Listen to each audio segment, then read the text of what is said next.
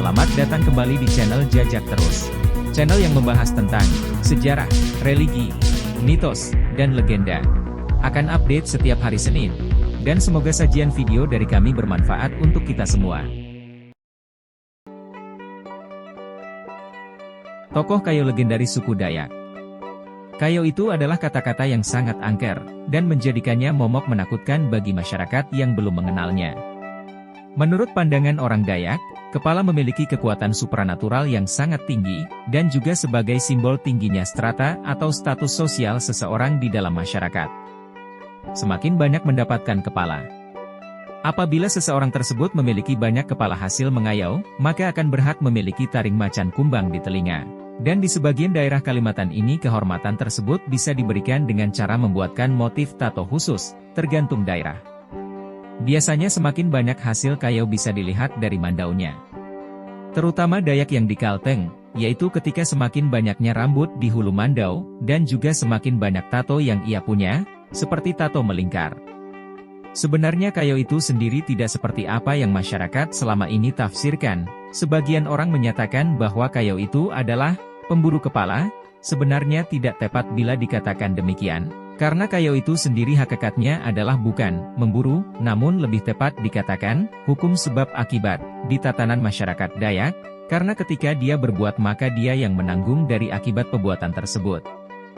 Kayo menurut tradisi Dayak adalah di mana seseorang atau kesatria itu memang harus memotong kepala demi satu tujuan, yang di mana tujuan tersebut mempunyai tujuan yang jelas dan dalam tujuan tersebut tidak bisa asal-asalan, karena masyarakat adat Dayak juga mempunyai adat ataupun aturan yang melarang tentang pembunuhan, ini yang dikenal dengan sebutan putang.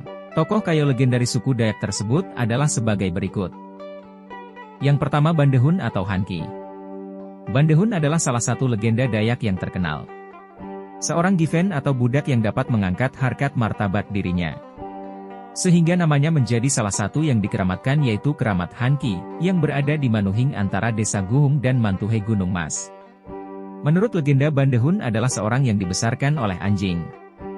Dikarenakan kedua orang tuanya telah menjadi lapik sandung atau korban manusia yang dibenamkan hidup-hidup di bawah sandung dalam upacara tiwah tuanya, yang telah meninggal. Orang tua Bandehun sendiri menjadi jipen atau budak dikarenakan kampungnya telah kalah dalam perang asap. Sehingga pihak yang kalah harus menjadi jipen. Konon ceritanya ketika ibu Bandehun sedang mengandung datanglah para asang kayo untuk mencari jipen. Seluruh warga desa dibunuh untuk dijadikan lapik sandung ibu Bandehun yang sedang mengandung pun terkena tebasan mandau di bagian perut sampai bayinya keluar dari dalam perut.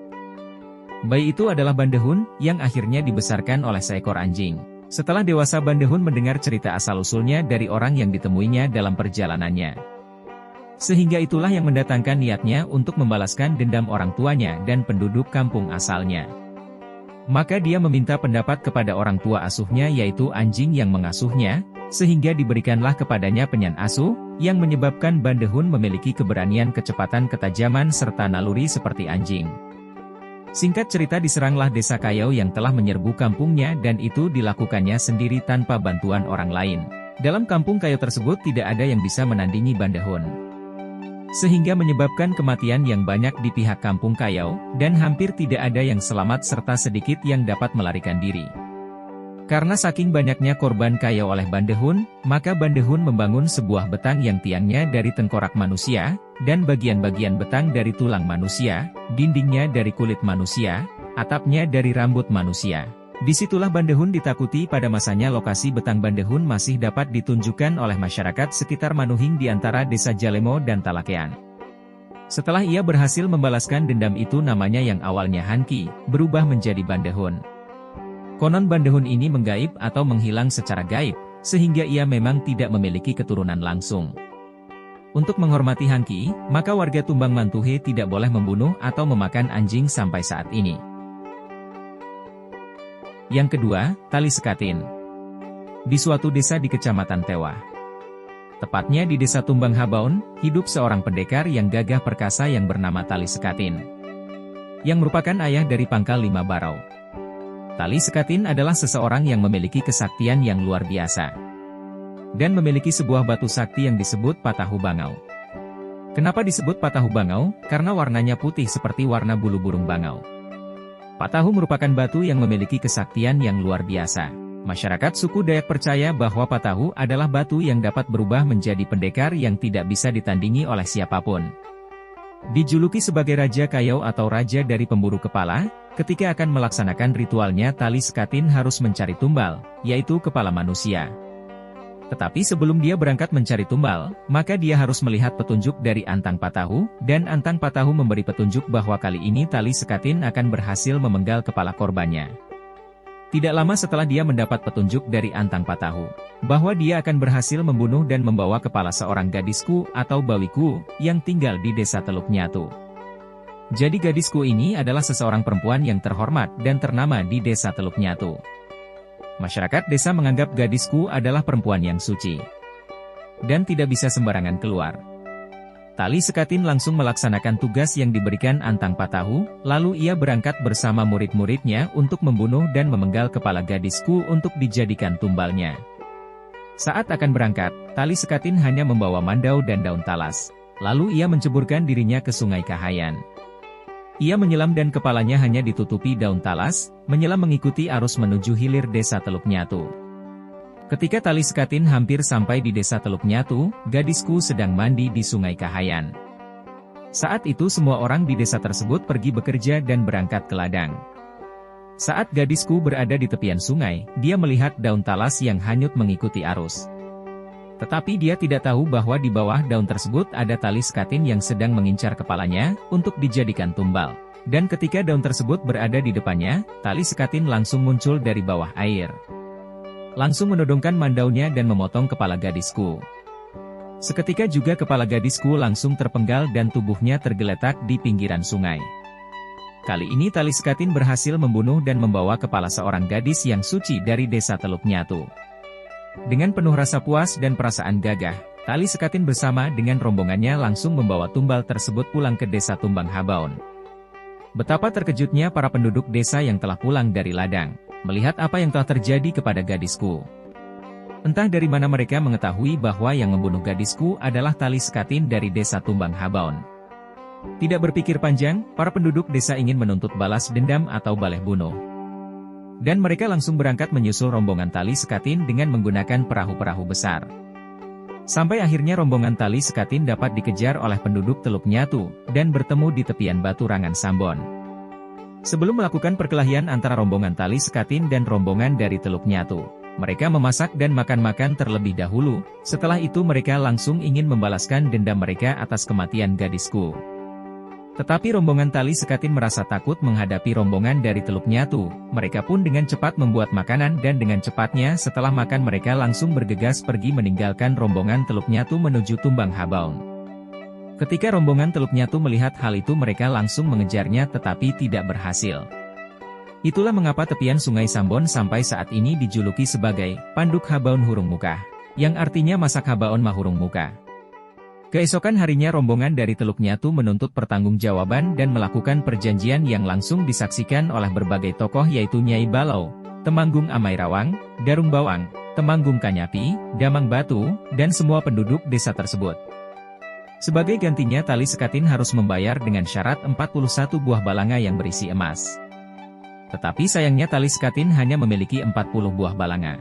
Maka dari itu satu buah balanga diganti dengan Patahu Bangau agar Tali Sekatin dan semua keturunannya tidak lagi berburu kepala dan Tali Sekatin memiliki perjanjian jika dia berburu kepala lagi maka dia harus diusir dari desa Tumbang Habaon. Yang ketiga, Antang. Antang adalah tokoh Kayo Dayak yang berasal dari Juking Sopang. Dalam ceritanya Antang ini mengayuh putra dari Nyai Balau, salah satu panglima wanita suku Dayak, yang berasal dari Tewa. Jadi dalam cerita sejarah Dayak, bahwa putra Nyai Balau ini menghilang dari kampung dan tak kunjung pulang ke rumah. Melihat hal ini maka Nyai Balau dan suaminya segera mencari putra sematawayangnya. Namun hingga larut malam, putranya tidak juga mereka temukan. Beberapa hari sudah berlalu karena memang putranya tidak kembali. Nyai Balau mengerti bahwa pasti ada sesuatu yang terjadi dengan putranya. Maka Nyai Balau pun diam-diam meninggalkan rumah menuju ke sebuah hutan yang belum pernah dijamah manusia. Di hutan itu ia berlempah atau bertapa untuk meminta petunjuk kepada Tuhan Yang Maha Kuasa. Setelah 7 hari 7 malam bertapa, akhirnya petunjuk pun datang. melalui seorang nenek. Nenek itu kemudian menjelaskan apa yang terjadi kepada Nyai Balau. Bahwa putra Nyai Balau telah dikayau atau dipotong kepalanya oleh Antang dari Juking Sopang. Mendengar petunjuk dari pertapaannya itu, Nyai Balau pun tak kuasa menahan kesedihan atas nasib yang menimpa putranya itu. Ia pun berniat untuk menuntut balas atas kematian putranya. Namun apa daya, dia tidak mempunyai kesaktian untuk menghadapi Antang. Dalam pertapaannya dia meminta kepada nenek yang ditemuinya itu sebuah ilmu kesaktian suku Dayak. Maka Nyai Balau mendapatkan sebuah kesaktian yang didapatnya dari pertapaannya, dan nenek itu pun memberikan sebuah selendang sakti kepada Nyai Balau. Setelah mendapatkan kesaktiannya itu, Nyai Balau kembali ke rumah dan menceritakan perjalanannya ke hutan hingga bertemu dengan si nenek sakti dari pertapaannya. Ia juga menceritakan kepada suaminya tentang apa yang telah terjadi menimpa putra mereka, yang dikayau oleh Antang. Karena itulah ia pun mengajak suami dan seluruh keluarga serta sejumlah prajuritnya menuju Juking Sopang, untuk menuntut balas atas kematian putranya. Setelah tiba di Juking Sopang, Nyai Balau pun meminta Antang agar mengakui kesalahannya dan meminta maaf. Namun karena keangkuhannya, Antang tetap tidak mau mengakui kesalahannya. Bahkan ia malah menyerang Nyai Balau. Di luar dugaan, ternyata wanita yang ia hadapi bukanlah orang sembarangan. Serangannya dapat dihindari dengan mudah oleh Nyai Balau. Antang yang mulai kesal, akhirnya menyerang Nyai Balau dengan kesaktiannya secara membabi buta. Namun begitu ia lengah, Nyai Balau yang sakti itu langsung melemparkan selendangnya ke arah dada Antang. Tak ayal pemuda yang sombong itu pun jatuh tersungkur ke tanah. Setelah berhasil menjatuhkan Antang, Nyai Balau lalu mengajak mereka untuk berdamai dan membahas ketentuan adat yang berlaku atas kejahatan pembunuhan. Keluarga Antang pun menerima ajakan tersebut. Menurut adat suku Dayak, Antang harus membayar ganti rugi atas kesalahannya. Namun Antang menolak untuk membayar denda adat tersebut. Dengan sebagian sisa tenaga yang dimilikinya, ia bangkit kemudian kembali menyerang Nyai Balau. Pertarungan sengit kembali berlangsung. Nyai Balau yang telah muak menyaksikan kesombongan pemuda itu, segera menyerang dengan selendang saktinya. Antang pun tewas di tangan Nyai Balau. Lalu Nyai Balau bersama suami serta rombongannya pulang dengan perasaan lega. Sejak kejadian itu, Nyai Balau dikenal sebagai wanita sakti yang tidak sombong dan baik hati. Kejadian ini tidak berhenti sampai di sini. Keluarga Antang dari Juking Sopang ternyata menyimpan dendam kepada Nyai Balau dan berupaya membalas dendam.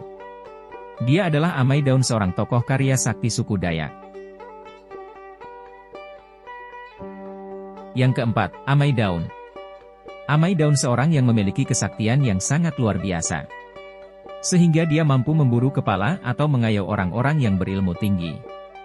Ketika dia ingin mengincar Nyai Balau di desa Tewah, dia bersama puluhan muridnya mengepung dan mencari jalan untuk menyusup masuk ke daerah tersebut.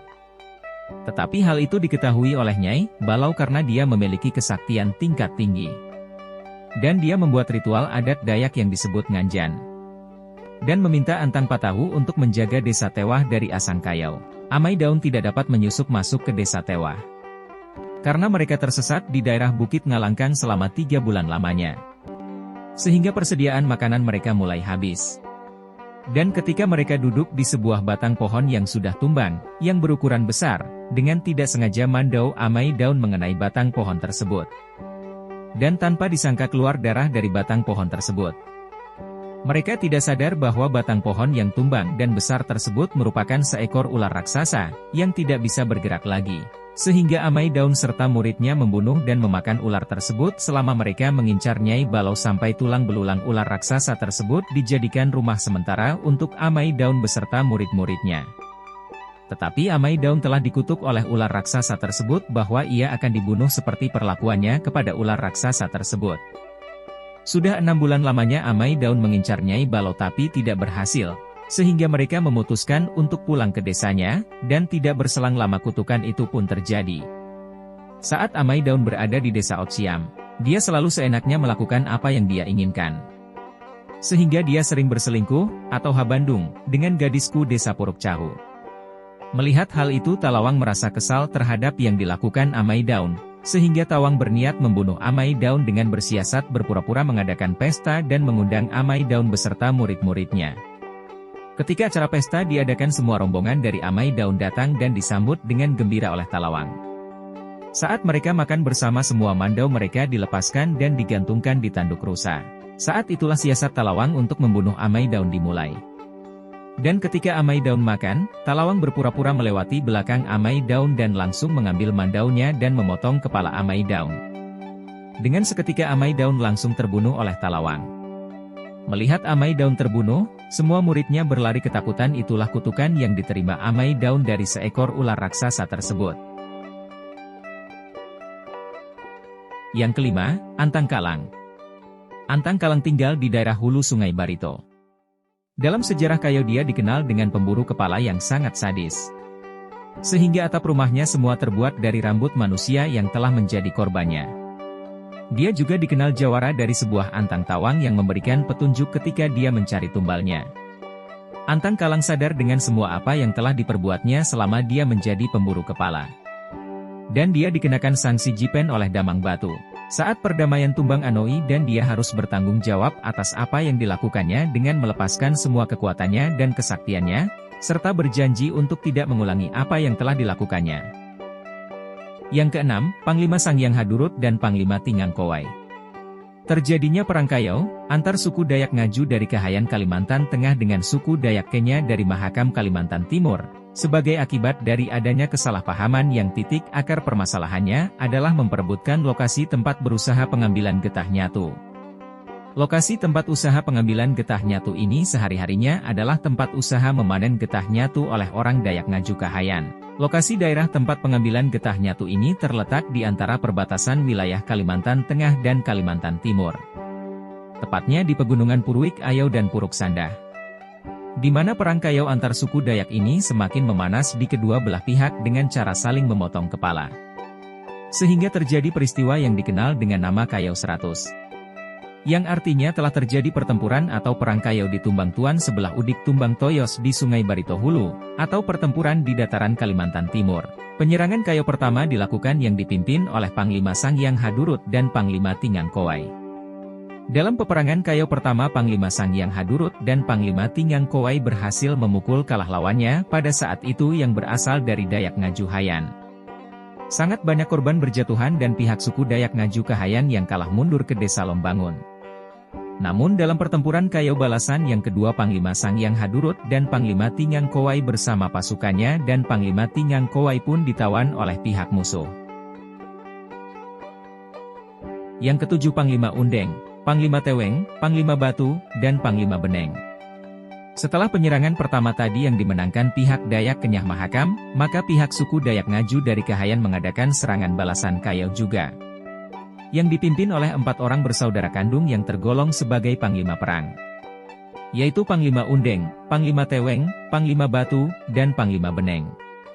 Keempat orang Panglima Perang ini berasal dari Kampung Batu Nyuh, atau kalau sekarang wilayah Kecamatan Tewah Kabupaten Gunung Mas Kalimantan Tengah. Para Panglima yang gagah berani ini telah dipilih oleh seluruh warga masyarakat Dayak Ngaju dari Kahayan.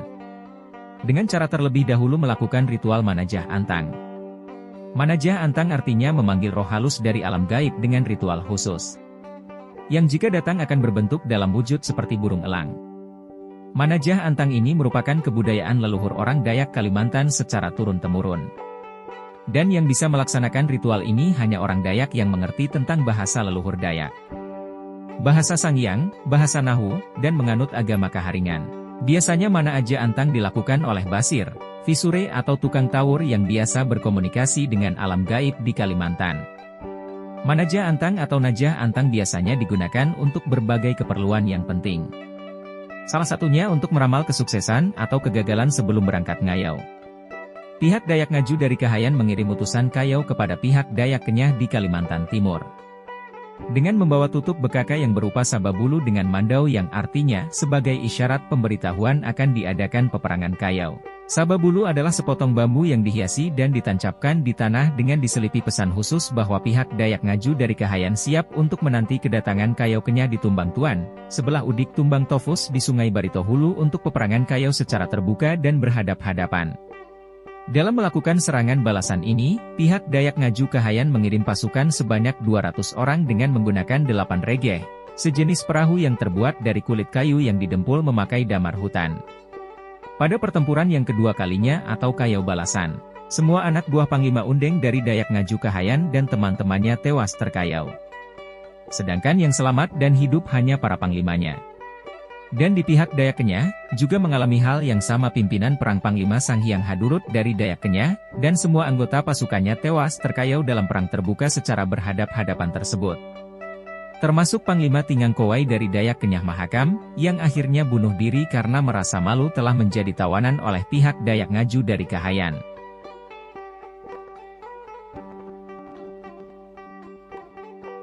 Yang kedelapan, Temanggung Panglima Ayub. Temanggung Panglima Ayub adalah pimpinan perang Kayau Dayak yang banyak sekali mengayau kepala musuhnya. Sekitar tahun 1800-an, terjadi perang antar suku antara suku Sepauk dan suku Mentuka. Atas hasutan seorang raja. Peperangan Kayau itu sangat sering sekali terjadi, saling balas kayau mengayau. Temanggung Panglima Ayub adalah sebagai seorang pimpinan perang. Dan sebagai sosok yang sangat disegani dan dihormati oleh rakyatnya di masa itu. Dia berprinsip pantang mundur dalam mempertahankan keamanan rakyatnya dan wilayah tempat tinggal sukunya. Dan hingga sampai sekarang masyarakat suku Dayak masih menghormati beliau, karena jasanya melindungi suku-sukunya. Untuk yang tinggal di Kabupaten Sekadai Kalimantan Barat, pasti sudah tidak asing lagi dengan yang namanya Temanggung Panglima Ayub. Karena sampai sekarang bukti sejarah kepala bekas hasil kayau sang Temanggung Panglima Ayub, masih ada. Dan masih bisa kita lihat di makamnya. Pada zaman dahulu makam Panglima Ayub dibuat dari kayu belian. Namun lama-kelamaan konstruksi makam itu lapuk dimakan usia dan pada tahun 2008, bangunan makam Temanggung Panglima Ayub dipugar lagi dan untuk mengingat sejarah kayau beliau, maka dibangun pula monumen semacam rumah kecil di samping makam beliau untuk menyimpan tengkorak kepala hasil mengayaunya pada zaman dahulu. Karena sangat banyaknya tengkorak hasil mengayau itu, sehingga sebagian dihancurkan dan dikubur. Dan sebagian lagi ditaruh di dalam monumen di samping makam beliau. Dan sampai sekarang bukti tengkorak hasil kayau itu masih bisa kita lihat. Itulah tokoh kayau legendaris suku Dayak. Dan ini hanya sedikit cerita tentang tokoh kayau Dayak, dan mungkin masih banyak lagi tokoh-tokoh kayau Dayak yang tidak tercatat sejarahnya. Dulu sebelum perdamaian Tumbang Anoi, suku Dayak dianggap tidak memiliki kebersamaan antar suku, agama, dan ras. Karena saling membunuh atau habunuh sesama suku Dayak. Dengan tidak hanya menunjukkan keperkasaan dan kesaktian untuk menunjukkan bahwa dirinya lah yang paling kuat, gagah perkasa. Setelah perdamaian Tumbang Anoi, suku Dayak tidak lagi saling membunuh antar suku dengan yang lain. Kegiatan mengayau sudah tidak dilakukan suku Dayak lagi, semenjak perjanjian Tumbang Anoi tahun 1894. Namun jejak sejarah dan bukti kayau, masih bisa kita lihat sampai sekarang. Dari jejak sejarah inilah kita sadar bahwa adat dan budaya suku Dayak sangatlah luar biasa. Sekarang tugas kita untuk melestarikan kisah ini kepada kaum-kaum kita kelak. Dari sebagian kisah dalam video ini pula kita belajar agar menjadi seseorang yang gagah berani, membela harkat dan martabat, menjadi orang yang rendah hati, dan menghargai sesama antar suku kita. Jadi sampai situlah pembahasan budaya kita tentang tokoh kayau legendaris suku Dayak. Terima kasih sudah menonton video ini. Jika kalian suka, jangan lupa klik subscribe, like, dan juga share. Agar channel ini dapat terus berkembang, dan terus memberikan sajian yang bermanfaat, dan jika terdapat kekeliruan, mohon berikan saran dan kritik melalui kolom komentar. Sampai berjumpa di video berikutnya.